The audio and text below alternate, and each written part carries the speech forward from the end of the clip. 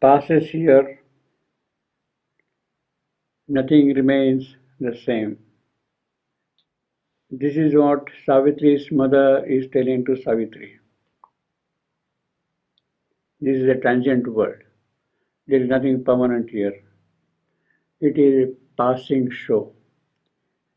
That is how she is describing the nature of things which happen in this world here. The background is something like this. Savitri has chosen Satyavan as her life partner. Narad comes all the way from heaven and makes known to them the death of Satyavan 1 year after the marriage. He maintains that this is a death which must take place.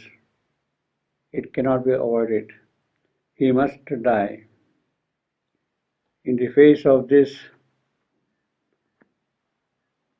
knowledge or detail, obviously Savitri's mother will get disturbed. How can she accept widowhood for her daughter 1 year after the marriage? She just cannot accept that. And therefore, she persuades Savitri to change her mind. She says that he is fated to die, and it is wiser for you to leave him away, to let him go, let him be off your mind, and choose another youth for a husband. That is a part of her life's wisdom, which Savitri's mother is using to persuade Savitri to change her mind. In fact, she says that it is possible that the Shalva boy who is fated to die might have come as her enemy from some past birth. And therefore, it is good that you forget about him and find some other youth. Love's sweetness lives in his pale marble hand. Plead not thy choice, she tells to Savitri, plead not thy choice, because death has made it vain. Maybe you are attracted by him and you are vehement about your love him, but it is useless. All that thing has become vain in view of his fixed death. Plead not the choice, for death has made it vain. But Savitri is firm in resolve. She says very forcefully, once I have chosen, my heart does not choose again.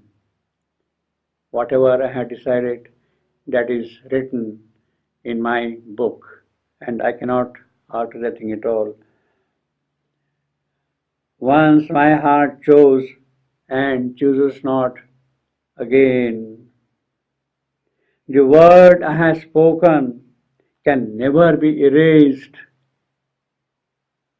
It is written in the record book of God. It is indelible. It is fixed. And my decision is firm. In fact, Savitri, in the story of Mahabharata, illustrates her point by giving 3 examples. She says that when the ancestral property is divided among the brothers, it is impossible to bring the property together. It is divided, it is fixed. It cannot be brought together at all. X, Y, Z, this property, that property, that property, finished. it gets divided permanently. In the same manner, when a philanthrope gives donation to somebody, he just gives it. He does not take it back. He gives money or whatever donations he wants to give, but he does not take it back at all. The third example she uses, once the dice is cast, you cannot trace it. It's fixed. Your fate is fixed now. Whatever number is to come is to come. It cannot be taken back. In the same manner, as these three things cannot be taken back, cannot be reverted to the original, my decision is also firm, and I am not going to change my decision at all. I have firmed up, my mind is settled now here for my own reasons, and this is what is going to happen. So she is very firm in that case. The truth once uttered from the earth's air effaced, by mind forgotten, sounds immortally. The truth once uttered remains permanently there, forever in the memory of time. Once the dice fall thrown by the hand of fate in an eternal moment of the God. It is only once that the dice can be thrown, not again. And then she says further, my heart has sealed its truth to Satyavan. My fidelity, my loyalty, my very word which I have given to him, that is the truth for marriage. I have given him this word in marriage. That is the truth. I cannot take it back. My heart has sealed its truth to Satyavan. So that is how Savitri is convincing her mother, I'm sorry, I cannot change my mind at all. And then, in response to that, her mother still keeps on persuading her. She says, O child, in the magnificence of thy soul, dwelling on the border of a greater world, and dazzled with superhuman thought, thou lendest eternity to mortal hope. What are you doing? She is asking. You are simply lending eternity to mortal hope. You are living in a mortal world. How can eternity come and stay here? Here on this mutable and ignorant earth, who is the lover? Who is the friend? It is futile.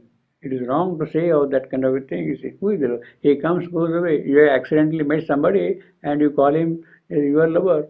He might have even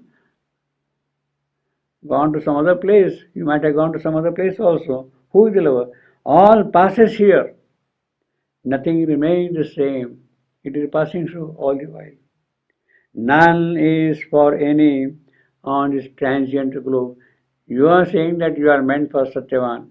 Satyavan is saying that he is meant for Savitri. But in this transient world, in this passing through, who is whose? Nobody is there.